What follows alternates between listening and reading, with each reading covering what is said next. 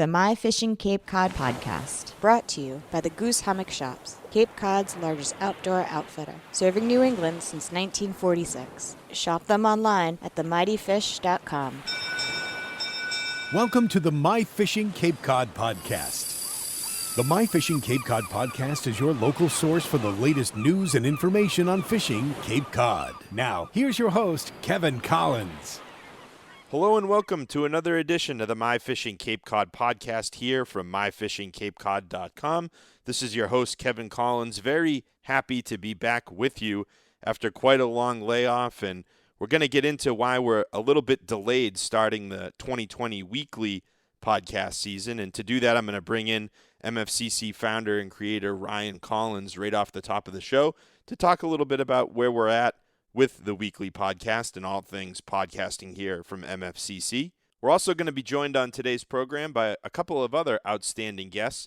Phil Howarth, the owner of the Goose Hummock Shop down in Orleans, and then the owner and general manager of Cape and Islands Mitsubishi, proud MFCC member Bruno Demir is going to join us later on in today's program as well. But let's dive right into today's show, shall we? Ryan, how are you doing on this beautiful Sunday morning? I'm doing great, Kevin. It's an absolutely gorgeous day. You know, between yesterday and today, holy cow, it's hot and humid. Beautiful summer weather. So let's dive into the show today, Ryan. And I know right off the top you want to talk a little bit about, the general status of the podcast. You and I have been working hard in releasing a series of My Fishing Cape Cod Chronicles podcasts. And we've been lucky enough to have some great guests. And some of the guests are even members of My Fishing Cape Cod.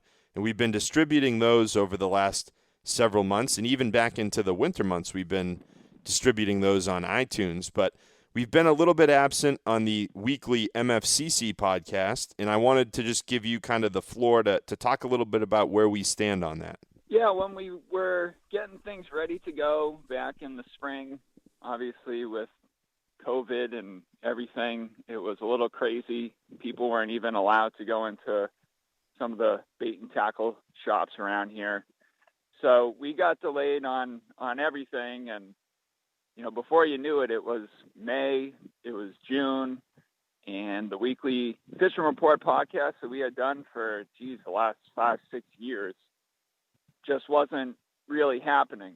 And we were doing the Chronicles podcast, and we had a great guest last week or the week before, Jay Cianciolo, who's a member of My Fishing Cape Cod and captain of Laura J.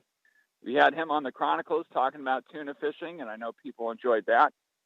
But just this past week, I must have received a half dozen messages from people who are active in the forum, and they're getting all the updates in the forum because we do have daily, sometimes hourly reports that our members are posting in the forum, which is tremendous. But those same people were just telling me that they missed hearing from us. They missed the weekly podcast. So that's when I gave you a call, and that's when we gave Phil down at the Goose a call and Bruno at Cape and Islands Mitsubishi. And I said, why don't we put together a weekly podcast for this weekend? And I'll include it in the email newsletter that I'm going to send out on Monday. So, here we are. If you've been missing the podcast, I'm sorry.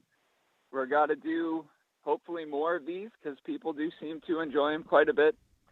And obviously, I love hearing your voice, Kevin. It's nice chatting with you every week. Well, I think that people don't miss the podcast. They just miss listening to me, to be honest with you. Probably, more than likely. It's not the fishing information. It's your baritone voice. Yeah, I can't tell you how many folks, in my circulation down at the different bait shops all over Cape Cod, how many people have come up to me and they don't recognize me by my look or face or anything like that. But once I say hello, they're like, oh, my God, you're that guy. That's right. That's right. So as you listen to today's podcast, you'll notice that we are missing Jeff from Canal Bait, which is all right. We just weren't able to get that going back when the COVID thing was happening. So he is absent from today's podcast, but I still do recommend, if you're looking for anything canal related, Jeff and Bruce and Sheila down at Canal Bait and Tackle are tremendous resources, and they always will be.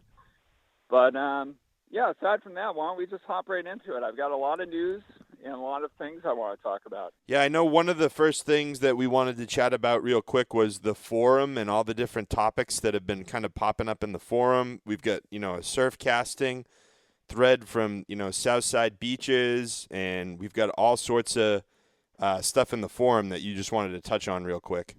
Well, in the forum, Mike Marcus, who's been a member of My Fishing Cape Cod for a long time now, he was out with an injury this year for a while, but he's back fishing, which is terrific. And he started a surf casting thread in the forum, which has really gained quite a bit of popularity. And Mike himself kind of surprised me by reporting that he was catching some good stripers off the Southside beaches, fish to 26 inches. The water down there on the Nantucket Sound, Vineyard Sound beaches, it's pretty warm. I mean, it's like bath water right now. But Mike has been fishing, that sunset time and into the early evening. And over the past few days, he's been reporting some pretty good action with schoolies down there, which is good to see. Another member in the forum, Jonathan Jameson, and his wife reported catching double-digit amounts of schoolies this past week in Little Pleasant Bay, so kind of down towards where the Goose Hummock is, down towards Orleans. And interestingly, he did report seeing seals. Obviously, that whole area of the Cape is inundated with them. But fortunately, the seals seem to, stay away, and Jonathan and his wife were able to have some good action with schoolies from shore down there in Little Pleasant Bay. Another member with regards to surf casting, who I just want to give a little shout out to, is Calvin Torin Sandlin. He's a new member. He joined this spring, and he just has continued to contribute over the past couple of weeks here. Some really informative posts about surf casting and surf casting tackle. He seems to really have a good handle on the best gear and equipment. So if you're really interested in getting some good advice about surf casting, I would definitely check out some of Calvin's recent posts in the forum. So I suppose that's kind of my beach report. In last week's podcast, I mentioned that I have been doing some surf casting of my own, and I continue to do that. I haven't caught anything big, but the Cape Cod Bay beaches between the canal and Wellfleet on the bay side have been producing schoolie action for me, mostly around the nighttime high tides. Yep. And one of the other things, Ryan, I wanted to ask you about real quick is, I know you touched on Jeff down at Canal Bait, but from what I'm hearing, the canal seems kind of slow right now. What are you hearing? Yeah, definitely. I have not heard much about big giant blitzes at all. So the fishing has not been easy at the canal this year. I'll leave it at that. But I mean, if don't feel discouraged, really don't feel discouraged. There are some big fish being caught down there. You just have to work hard for them. Back when I was jigging the canal pretty regularly in my early 20s, I normally would never really encounter big blitzes down at the canal because I was down there during the middle of the night jigging. And if you're interested in giving this a try, there's so many jigs and lures out there that you could use, but my all-around go-to, and I'm sure it would still work tonight if I went down there, a 4-ounce lead head with a 9-inch black sluggo. I just snip off the first half-inch of the sluggo, super glue it to the 4-ounce lead head, and that's what I would use during the west tide for jigging. And if you need some help with jigging, there's a ton of information on the website. We just put an article up last week about locating prime jigging spots.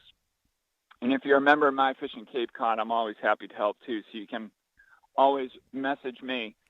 But at the canal, Johan Frenge, I hope I pronounced that correct. I probably didn't. He's a member. I know he logged in 8 hours the other night. He posted in the forum about it. And he only came out with one 26-incher. He still reported it was a very peaceful night, which is good to hear. Henry Sellers, who's another member in the forum, he fished the ditch this past week with eels, and he got back some eel cigars, eels that have been bitten in half by bluefish. So there are definitely bluefish down there in the canal.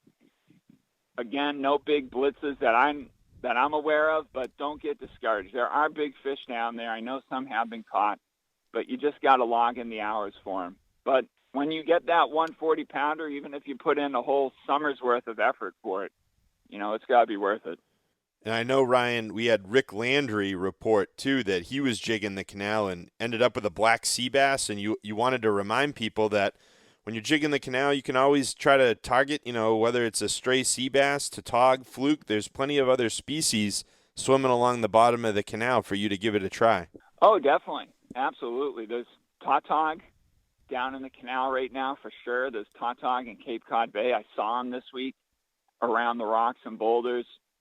So you've got tautog, you've got some black sea bass in the canal. It's cool water. That canal has very cool water. Aside from that, there's fluke. You could try fluke fishing in the canal. We've got some articles on the website from member John D. Silva about fluke fishing in the canal. So maybe now's an opportunity, if the striper fishing, if you're having trouble getting stripers from the canal, why not give fluke, flounder, sea bass, tautog a go, because they are in there. And a quick reminder as well that we wanted to give that, fishing the canal by boat is pretty strictly prohibited. I know you wanted to touch on that as we're talking about canal etiquette this week. Yeah, yesterday I was browsing through the canal category in the forum, and Jim Murphy, who came to Costa Rica with us, saw quite the incident go down. A boat apparently was casting a line literally right in front of the Canal Patrol station, right by the railroad bridge, which, they mustn't have known any better, but they got chased away. I don't know if they got a ticket for doing that, but, not only were they fishing from a boat in the canal, but they were doing it directly in front of the Canal Patrol down at the west end. So, yes, definitely. I've had quite a few people, believe it or not, over the years message me questions asking, what's the best method in the canal to use from my boat? And I have to remind them, hey, you can't fish from a boat in the canal. And that extends out the west end and the east end of the canal as well. You have to stay outside the navigation buoys. And continuing on with the MFCC forum and all the different reports we're getting, Ryan, I understand there's some reports of frigate mackerel down around the sounds. Yeah, John Brooks posted what he thought was an Albie, and I'll tell you, I looked at the photo and I was like, oh, wow, I can't believe this Albie's already showing up here. But some of the other members chimed in that it was actually a frigate mackerel, which is still super cool. This is a species that I've personally never caught, but right now, over the past few days, it seems like there's quite a few of them popping up in the sounds. I'm not sure exactly where John was fishing, but Todd Jarvis, who's another member in the forum, he mentioned that he thinks he might have seen some frigate mackerel over around Devil's Bridge over on the Vineyard. And that's another great area to try for bonito. I know last year there was a great run of bonito off that area of Martha's Vineyard. Some of them were over 30 inches that people were catching by trolling, yozuris and other types of swimming lures. So that's definitely something worth trying now. If you want to mix things up, get away from the stripers and the bluefish, you could head over to the south side, keep your eyes open. You might catch a frigate mackerel. And again, I don't know if those big bonito are here yet, but last summer the bonito fishing over there by the Vineyard was really, really good. So hopefully that'll happen again. And the last topic I wanted to hit on, Ryan, was just the recent MFCC group involving a group of veterans out at Monomoy. I know you wanted to speak about that a little bit. Yeah, we had a great crew on board maybe 10 days ago. Jack Bosch, Jeff Richard, Alex Cadet, Anthony Besaw, myself, and Captain Cullen from Cape Star. And we fished Monomoy, which had been really good. Lots of stripers. We didn't get any monsters during that particular trip, but we got some fish up to 36 inches. I posted a little video clip in the forum about how to keep the boat in front of the rip. So if you're interested in learning a little bit more about fishing the rips, you can check out that video clip in the forum. It's in, I think, the Monomoy updates thread. But that was an awesome trip. And the cool thing, Kevin, about that trip is it was 100% sponsored by anonymous donors from My Fishing Cape Cod who said, why don't you, I'm going to give you the money for the trip, Ryan. So you can pay for the trip and then just give away the spots to members who are veterans or still in the military. So that was really cool. And after I posted about this trip, I actually received $700 more from more anonymous members who want me to just keep it going. Wow. So I'm going to probably post in the forum pretty soon about some more openings for group trips, and we'll have another 100% donation sponsored group trip coming up pretty soon. So that's really, really cool.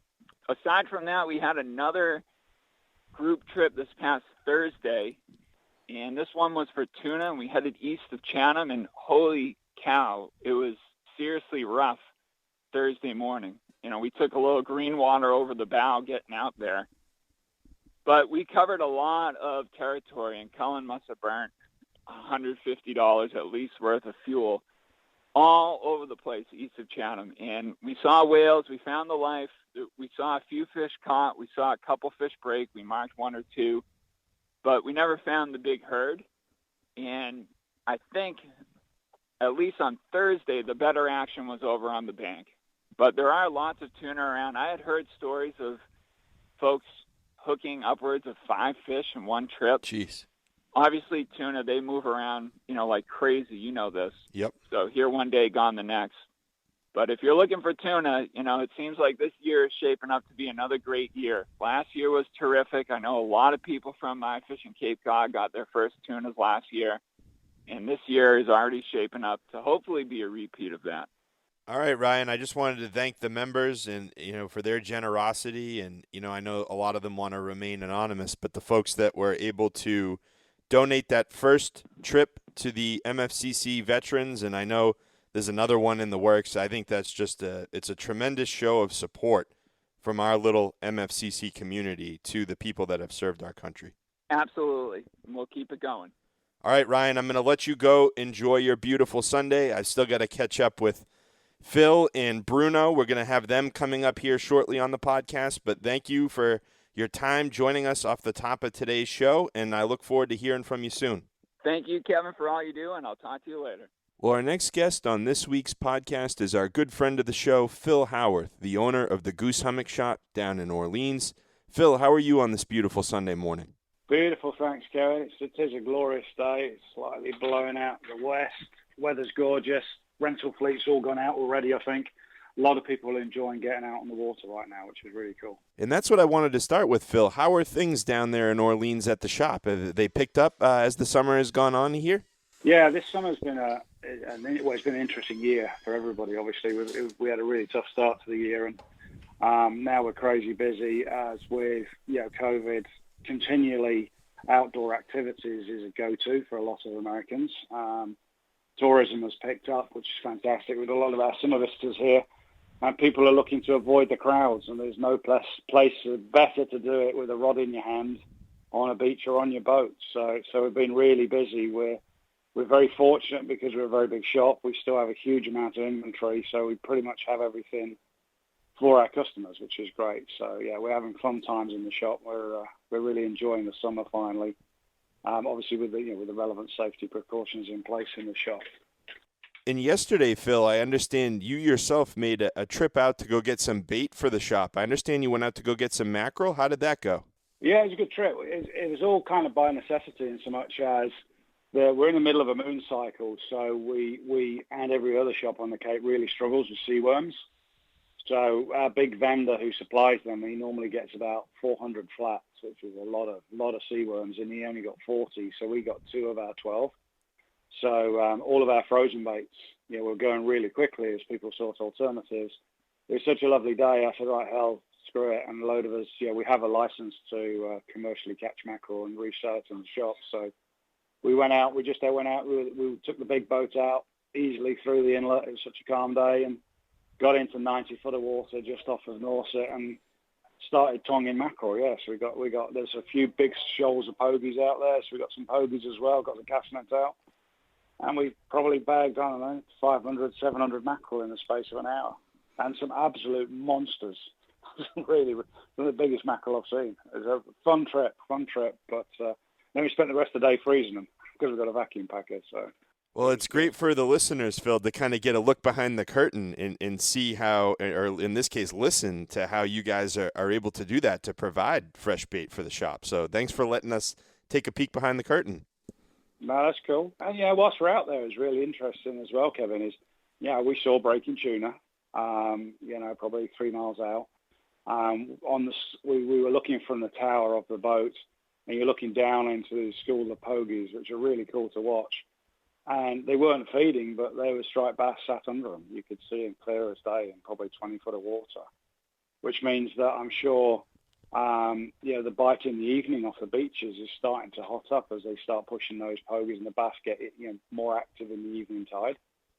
So, I think it was really, there's a whole lot of life out there. We had whales, a lot of seals, stripers, tuna, pogies, mackerel, and everything in between. The only thing that seemed to be missing was sand eels, which is a shame, which is another bait that our customers love to fish with, but they're very scarce this year.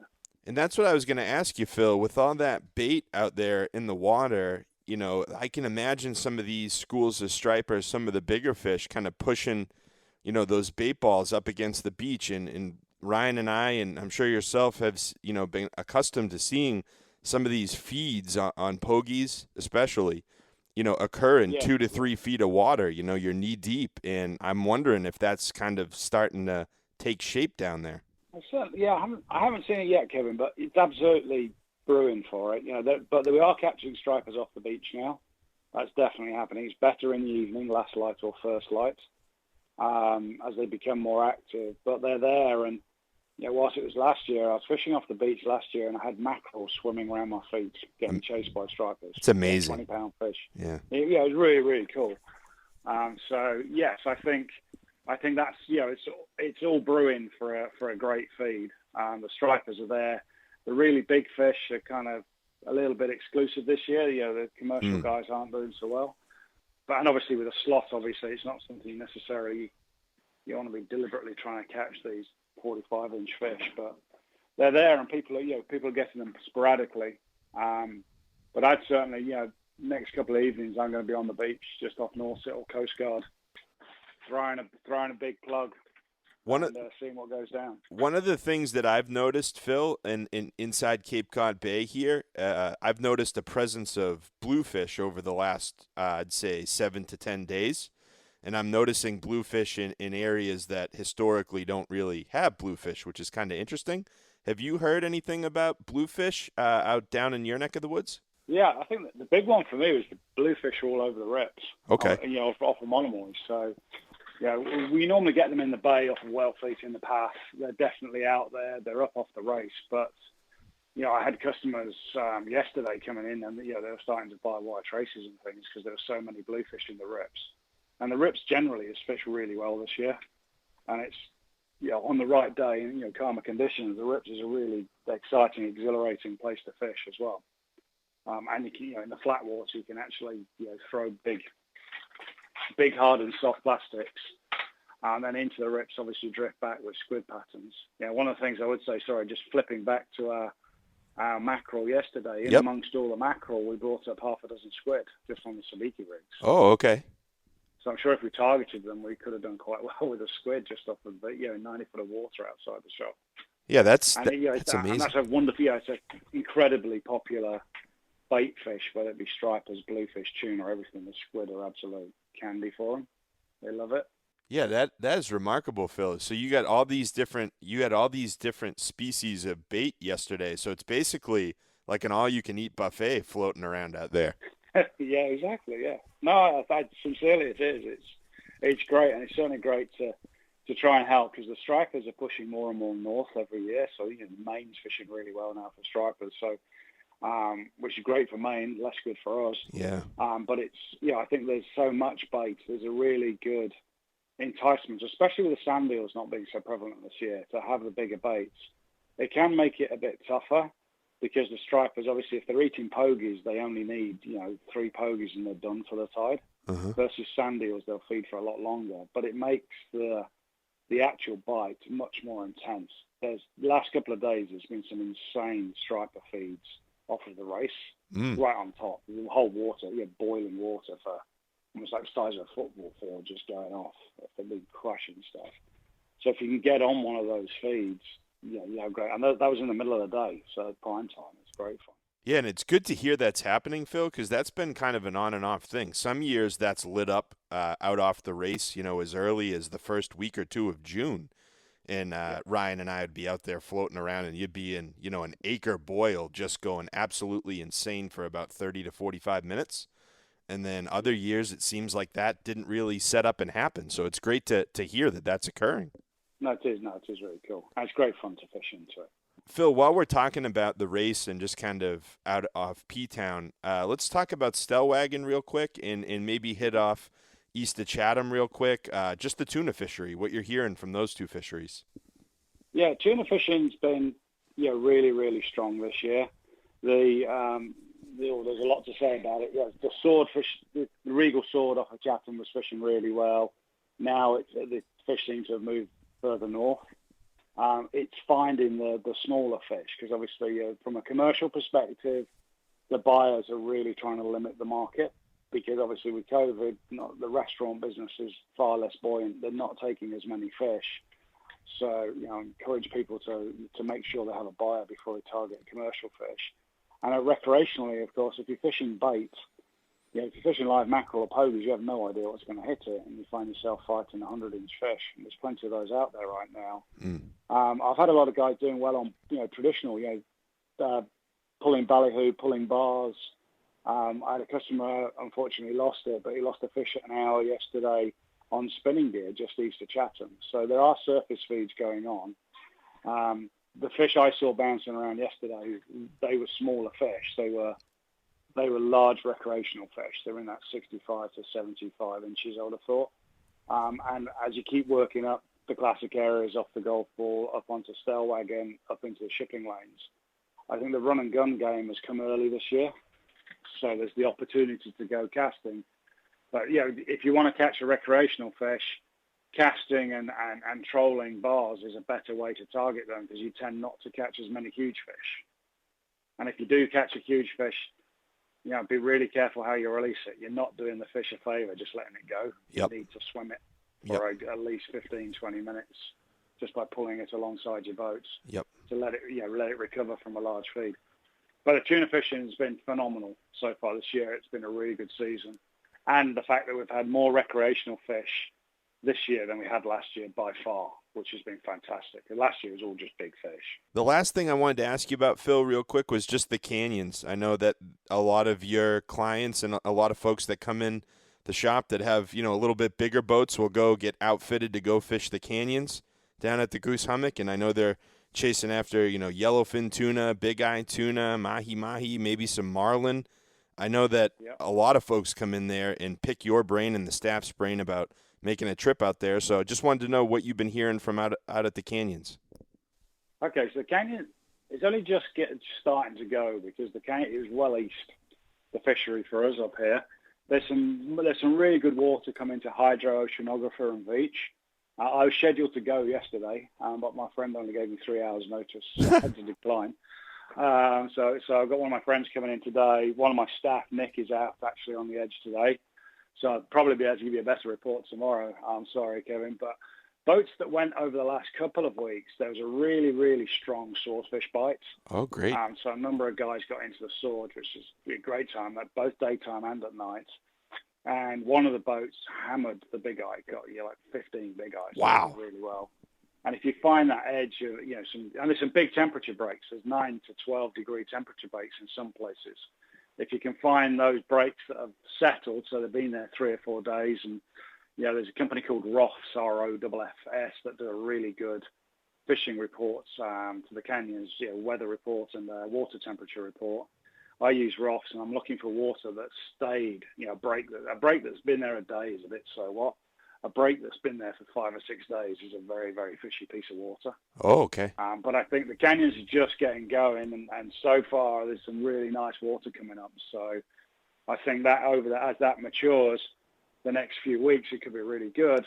That said, the weather out there is not conducive to fishing right now. There's a little window yesterday and today, but it's starting to get snotty again, which is going to ride the week out. And of course, we're going to find out a lot more the next day or so because there's the Oak Buffs tournament went on this weekend, so a load of boats will have gone fishing the tournament Friday, Saturday. I just haven't heard any reports yet. But yeah, it's a lot going down. Just starting to go. Canyons is kind of like now is just starting, probably going to be hot probably for the next 6 to 8 weeks, I would have thought. Well, all right, Phil. It's a beautiful Sunday. We'll let you get on your way here. Again, we want to remind people the Goose Hummock Shop down in Orleans. Go on in, drop in, see Phil and his awesome staff. And if you can't drop in person, themightyfish.com is also the Goose Hummock's gear website. And Phil, I made a quick visit this morning to the Mighty Fish, and I had a pop-up on Bomber Lures, 30% off on all Bomber Lures that took over my screen. Yeah, we're doing a promo on Bomber. Got a lot of them. A great, iconic, old but still very fishy lure. Yeah, phenomenal. I've been using Bombers for probably 30 years, but they still catch a lot of fish. And with the Bluefish around, I take the trebles off, put a single sidewash hook on the back or a bucktail on the back. Suddenly you've got a wonderful lure you can use either with casting or you can actually troll it on lead core. It's a phenomenal way of catching fish either in the rips or in the bay. And yeah, like you say, the 30 points off online. So thank you very much, Phil, for your visit. We'll make sure to send people over to themightyfish.com or pop into the Goose and hopefully talk to you soon. All right, Kevin. Thanks for your time, mate. All the best. We thank our good buddy Phil Howarth from down at the Goose Hummock for joining us on this week's podcast. And last but certainly not least on today's show, I want to get to our visit that we taped a little bit earlier in the weekend with none other than proud MFCC member and Cape and Islands Mitsubishi owner and general manager, Bruno Demir. Bruno, we welcome you into this week's podcast. How are you, my friend? What's going on, guys? I'm doing pretty well, Bruno. Have you had a chance to get out on the water recently? Yeah, man. Last time I went out, I worked Cape Cod Bay area. We were tuna fishing with one of my good friends who's also an avid person on the forums, Kyle Wiley. And I'll tell you what, it was a very, very cool day because we actually watched a harpoon boat steam up on a school, stab a fish, process it, and head back to the docks right in front of us. And I've just never seen that in person before. I'm a rod and reel type of guy, so that was pretty cool. Yeah, I honestly have never seen anything like that either. I know, Bruno, there's been most of the commercial tuna buyers here in Massachusetts are only buying stick boat or harpoon tuna right now. Right. Yeah. And it was impressive, man. I mean, he didn't even really have a plane up there telling him where to go. No spotter plane. He just old school binoculars, spotted it, ran up to the school, stabbed it, and went back. And we tried trolling in that same area, but they had pretty much spooked him out of the way. But it was a good day on the water. So you were fishing for bluefin in Cape Cod Bay, and did you say you were trolling for him? Yeah, we were trolling for him. We went up and down the bay. We went into the backside of P-Town. There was a bunch of whales up there, a lot of big bass. There was bluefin, tuna, wreckfish actually, right in the backside, crushing a bunch of bunker. But by the time we got up there, I think they started moving back out into the deeper water when the tide changed. So unfortunately, we didn't get a tuna that day, but as tuna fishing goes, you got to get out there enough times before you can get a picture with one. Bruno, were you seeing any bait out there? Were there mackerel, bluefish, anything swimming around out there up on top that you could see? I'll tell you what, from what I've heard with guys, the bait of choice as of last week was bunker. I mean, that was before that big wind came in last weekend, but before that, I can tell you there was and still is a ton of bunker all over Cape Cod Bay. The mackerel seems to be in the deeper water, in the 60, 70 feet water, but it's nothing like the bunker. The bunker was just everywhere, and I'm pretty sure they're still out there. And one other thing I wanted to ask you about, Bruno, was just striped bass. If you haven't had a chance to get out recently, striper fishing, have you heard anything about Cape Cod Bay? Yeah, I mean, there's really, really big 40, 50-inch class stripers last week out at the Fingers in Cape Cod Bay, but the last 2-3 trips that I've heard people go out there, they're not there anymore. And I think the wind that we got again last weekend, I think that moved it all up north, maybe in the Boston area. I bet you the bite's going to start turning on up that way. But I also know, as of right now, there's huge blitzes off P-Town for striping. Nothing big, not big fish off P-Town, but there's plenty of fish out there to keep things interesting. You know me, I'm a big fluke guy. There's a lot of fluke right now down in the Nantucket Shoals, so I'm most likely going to be out at the shoals fluke fishing. Surprisingly, there was bonito at Monomoy as of 2 weeks ago, so the bonito really showed up early this year, which was surprising. And then there's plenty of action east, so there's a lot to do on the Cape right now. Now's the time to get out on the water. Certainly is plenty to do, and it looks like the weekend weather is going to be pretty solid. Bruno, I just want to check in with you real quick on the dealership. How are things down at Cape and Islands Mitsubishi? I'll tell you what, you guys have to go on our Facebook and check out our newest build. And what I mean by build is, as you know, we're the truck kings of the Cape, and we do a lot of pre-owned pickup trucks. And a lot of people don't realize is that we also modify and customize trucks by lift kits, wheels, tires. And it's one of those deals where you can come and pick out your truck, pick out your wheels, pick out the lift kit you want, and anything else you want done to the truck. And we put it all into one price so you could put it all into one low monthly payment instead of coming up with thousands of dollars to customize your truck out of pocket. And we just did one actually last week, and we put it up on our Facebook. You got to see this thing. I mean, it's got a huge lift. We did it with one of the best suspensions out there. You just got to see the Chevy on our Facebook. It's a beast. So that's the special this month. If you're looking for a truck and you want to customize it, we're a one-stop shop. So, yeah, head to Facebook and search Cape and Islands Mitsubishi, and that'll get you right to the Cape and Islands Mitsubishi Facebook page. Bruno, thank you so much for all the information and all you do for My Fishing Cape Cod. We really look forward to catching up with you on our next visit. All right, you got it, man. We'll catch you next week. A big thanks to Bruno Demir for joining us on this week's edition of the My Fishing Cape Cod podcast, and a big thank you to all of our guests, starting with MFCC founder and creator Ryan Collins, Phil Howarth, the owner of the Goose Hummock Shop down in Orleans, and last but not least, you just heard from Bruno down at Cape and Islands Mitsubishi. So thank you to all the guests, and more importantly, thank you to all the listeners and members that help support and listen to the MFCC podcast as well as the My Fishing Cape Cod Chronicles. Hopefully we'll have a lot more podcasts for you heading into the second half of our summer and into the fall and well beyond. So look forward to chatting with you again whenever that may be. And until then, this is your host, Kevin Collins, signing off. Tight lines and take care. Thanks for tuning in to the My Fishing Cape Cod podcast. For the latest local news, information, and fishing reports, be sure to log on to myfishingcapecod.com. From all of us at My Fishing Cape Cod, tight lines and take care.